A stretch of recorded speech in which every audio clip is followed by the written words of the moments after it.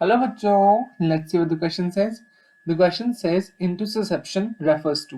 So let me explain. So intussusception क्या होता है? मान लीजिए ये हमारी सेल वॉल थी और cell wall is made of cellulose microfibril which are arranged like bricks. आप मान सकते हैं ये cellulose microfibril के fibers हैं which are arranged like this और उनमें उनका matrix भरा जाता है. And what is this matrix? This matrix is composed of hemicellulose, cellulose, pectin, protein, water. इन सभी का मिक्सचर जो है इन सेलुलोज माइक्रोफाइब्रिल में भरा जाता है and cell wall is formed. Okay, this is known as cell wall.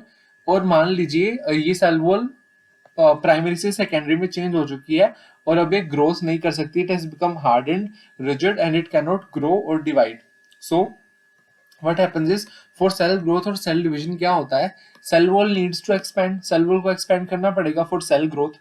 Okay, इसके लिए क्या होगा, एक स्पेशल प्रोटीन होता है जिसका नाम होता है एक्सपेंसिन. एंड एक्सपेंसिन क्या करता है, इन सेलुलोज माइक्रोफाइब्रिल को लूज कर देता है लाइक दिस. ये दूर दूर हो जाते हैं सेलुलोज माइक्रोफाइब्रिल.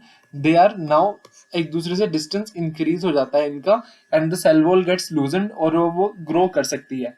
जैसे कि अब सेकेंडरी में चेंज हो गई थी, उसने डिफरेंशिएट कर लिया था but now it has become D differentiated और उसको ग्रो करना है. देन एक्सपेंसिन प्रोटीन क्या करता है, सेलुलोज माइक्रोफाइब्रिल को लूज कर देता है जिसकी वजह से सेल वॉल फिर से ग्रो कर सकती है. एक्सपेंसिन को हम सेल वॉल लूजनिंग फैक्टर भी कहते हैं. एंड जब एक बार ये ग्रो कर चुकी है तो अब new material can be added during growth और डिवीजन और इस प्रोसेस को हम कहते हैं इंटुससेप्शन.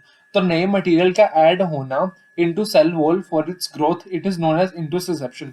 सो मेरा correct answer option number A, deposition of new material into cell wall is known as intussusception. And I hope you understood this question well. Thank you.